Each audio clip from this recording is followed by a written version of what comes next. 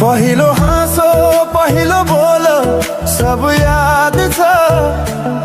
हिजोका बाछा आजको शून्यता साथ छ। जीवनको रंग नै हरायो अचानक। तिमी बिना बाँच्नु पर्यो कति कठिन।